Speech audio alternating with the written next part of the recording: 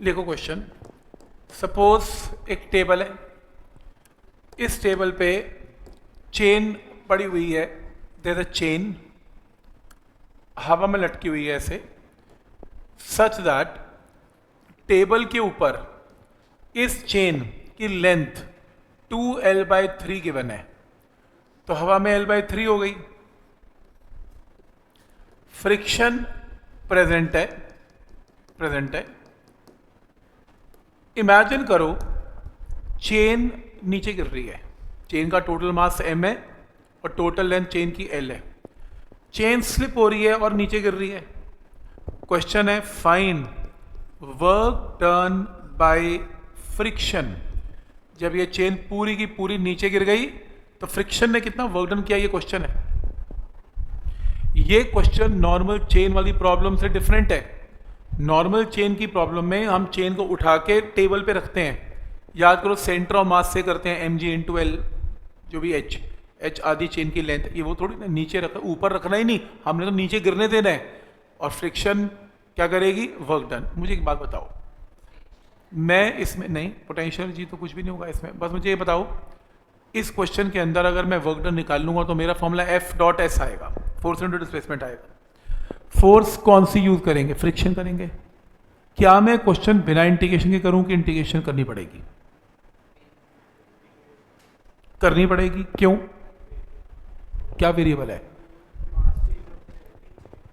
बिल्कुल ठीक, क्योंकि चेन जैसे जैसे नीचे गिरती रहेगी उसका मास चेंज होता रहेगा। हम तो क्वेश्चन वो कर रहे हैं जो टेबल के ऊपर है, टेबल के ऊपर मास घटता जा रहा है, नॉर्मल रिएक्शन घटता जाएगा। नॉर्मल रिएक्शन घटेगा तो फोर्स ऑफ फ्रिक्शन भी घटेगी। फ्रिक्शन घटेगी, इट्स अ वेरिएबल फोर्स, और वेरिएबल फोर्स की प्रॉब्लम कैसे सॉल्व करनी है, बाय इंटीग्रेशन। तो आपको वर्क डन निकालना है बाय इंटीग्रेशन। पॉइंट क्लियर है यहां तक? कैसे, देखो इमेजिन करो इसके अंदर आप एक छोटा सा चेन का पार्ट लेते हो, छोटा सा चेन, और मान लो ये चेन कितनी है, dx इसका पार्ट है, और ये आपने इसके कोने से कितनी दूरी पे ली, x, और dx पोर्शन का जो स्मॉल मास है वो कितना है, dm। बोलो dm की वैल्यू क्या आएगी? dm कितने लोगों को पता है, mass upon length into dx। क्या स्टेप क्लियर है? Shortcut m/l into dx। ऐसा क्यों? क्योंकि अगर लेंथ l है तो मास कितना है, m है। अगर 1 है तो m/l है, और अगर लेंथ dx है तो m/l इंटू dx। ऐसे निकालते हैं तो मास आ गया। अब ये घिसटता घिसटता घिसटता x दूरी कवर करेगा, तो इसमें वर्क डन बाय फ्रिक्शन क्या होगा, वर्क डन बाय फ्रिक्शन होगा फोर्स ऑफ फ्रिक्शन इनटू कितनी दूरी कवर करेगा, x करेगा, और एंगल इनके बीच में क्या होगा, 180, क्योंकि फ्रिक्शन तो ऑपोजिट काम करेगी, और ये घिसटता हुआ राइट आ रहा है, फ्रिक्शन लेफ्ट है। -1, तो work done is equal to -F into x. Work done is equal to minus force of friction क्या है, mu times normal reaction. Normal reaction की वैल्यू यहां पर क्या है, वेट। वेट क्या है, छोटे से एलिमेंट का, m/l into dx into g into x। तो वेट क्या है, वेट गिरा dm इंटू, हम किसका नॉर्मल रिएक्शन निकाल रहे हैं, छोटे से एलिमेंट का। हम अपना क्वेश्चन स्मॉल एलिमेंट भी कर रहे हैं बस, तो स्मॉल एलिमेंट का मास इंटू जी। ये क्या आ रहा है, ये dw करो प्लीज, क्योंकि स्मॉल है तो ये dx है तो dw वर्क डन है। टोटल वर्क डन निकालने के लिए क्या करनी पड़ेगी, integration m l mu g सब बाहर आ गया, क्या बचा, x dx की इंटीग्रेशन।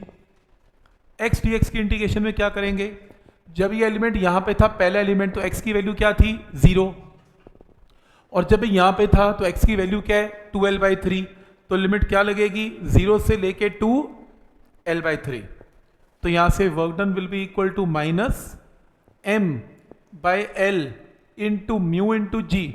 एक्स की इंटीग्रेशन क्या है, x²/2, कहां से कहां तक, 0 से लेके 2l/3 तक।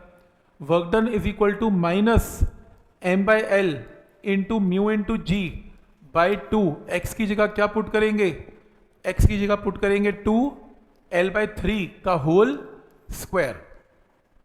Work done is equal to -m/l mu g by 2 into 4/9 into l square, l से एल कैंसिल, आंसर मार्क कर लेना जब ऑब्जेक्टिव आएगा, दिस इज द आंसर।